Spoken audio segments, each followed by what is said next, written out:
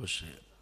महादेव आपको कष्ट तो नहीं? जी कुछ नहीं। देवादिदेव महादेव, कैलाशपति, करौली सरकार, माँ कामाख्या, पूजनीय बाबा जी, माँ और दरबार में उपस्थित प्रत्यक्ष अप्रत्यक्ष रूप से उपस्थित सभी देवी देवताओं को कोटि कोटि नमन।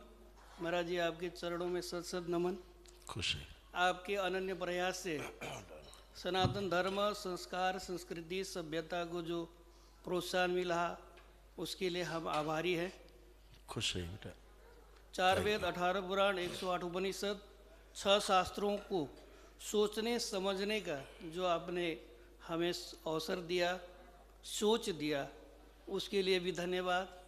उन तंत्रों को जिन ऋषियों ने, मुनियों ने गूढ़ रूप से छुपाया था, उस चाबी को आपने ढूंढ निकाला और हमें हमारे कल्याण के लिए जो आप दिन रात प्रयास करते हैं उसके लिए भी धन्यवाद।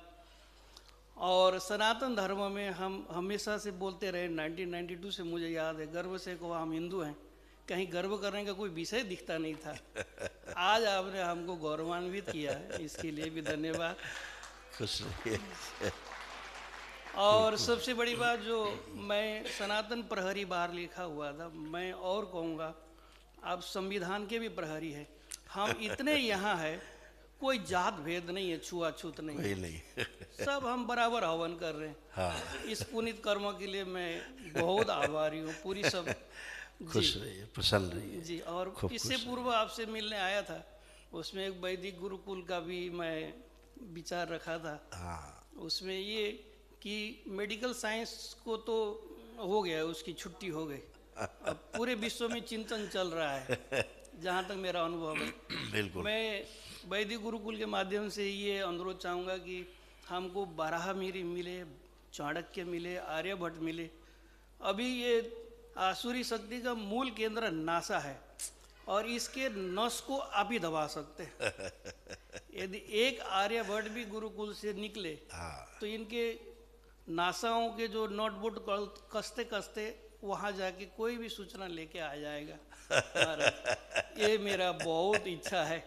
पिछले बार भी इसी शब्दों को शायद मैं प्रेम से दोहराया सब ऐसा ही होना है। ईश्वर को जी इस प्रकृति में कुछ भी करना है, जी क्योंकि ईश्वर का ही तो ऐश्वर्य है, उसका फैलाव है। तो जो कुछ भी करना है वो जिससे जब कराना है उसका बिल्कुल टाइम फिक्स है और वो कराता है। जी जो करने वाला है उसको करने के लिए बाध्यता है, करेगा करेगा, उसकी इच्छा है, इसलिए सब वैसा होगा होगा। समय समय पर ईश्वर अपनी जब दृष्टि खोलता है तो कुछ थोड़ा सा उठापटक होती है, हमें लगता है कुछ विनाश हो रहा है, जबकि वो विकास की ओर हम कदम बढ़ा रहे होते हैं उस समय। वो विनाश नहीं है, वो एक प्रकार का सृजन है। जी तो हम लोग सृजन के ही काल में चल रहे हैं। जो चारों ओर विनाश जैसा दिखता है, चारों ओर बीमारियां दिखती हैं, चारों ओर पीड़ा दिख रही है, चारों ओर भय लालच का साम्राज्य है, तो एक प्रकार का सृजन का काल चल रहा है, हड़कंप मचा हुआ है। ये जो हड़कंप है ये प्रमाण है कि ईश्वर इस समय बिल्कुल जागृत अवस्था में है, 100 में 100 दृष्टि खुली हुई है भी, है ना। तो थोड़ा कुछ चीज़ें जाएंगी, कुछ हल्ला मचेगा, कुछ तोड़ फोड़ होगी, कुछ उठापटक होगी, लेकिन आगे का जीवन मानव जाति के लिए, प्रकृति के लिए बहुत अच्छा है। बहुत हम लोग अच्छे युग में हैं जी जहाँ बहुत परिवर्तन देख रहे हैं, जी। है ना। और भी थोड़ा सा 2 शब्द है कि जो गुरुओं को जो सम्मान मिल रहा है, आपने जो गौरवान्वित किया है, वो भी कल परसों ही मैं रामकृष्ण परमहंस और तोतापुरी के संबंध में सुन रहा था।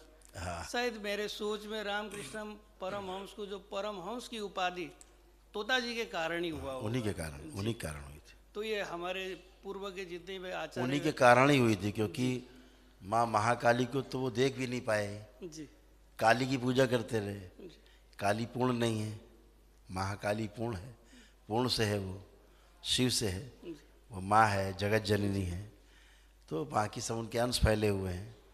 तो उन्होंने इसीलिए कहा कि अपूर्णता जब तक नहीं हटेगी पूर्णता नहीं आएगी, तो इसलिए उन्होंने कहा कि इसको हटाइए चित्रण को। नहीं फंसे रहोगे। जी महापुरुष ऐसे ही अपनी बात कहे जाते हैं जी बड़े साधारण तरीके से। जी तोतापुरी जी ने भी किया यही, सब अच्छा हो, खुश रहिए, जी। प्रसन्न और रहिए। एक खूब शब्द है जो गुरु घंटालों का जो घंटी बज रहा है उसके लिए भी बहुत बहुत धन्यवाद। नहीं तो इनके भ्रम में हम लोग बहुत लंबे समय तक जिए हैं।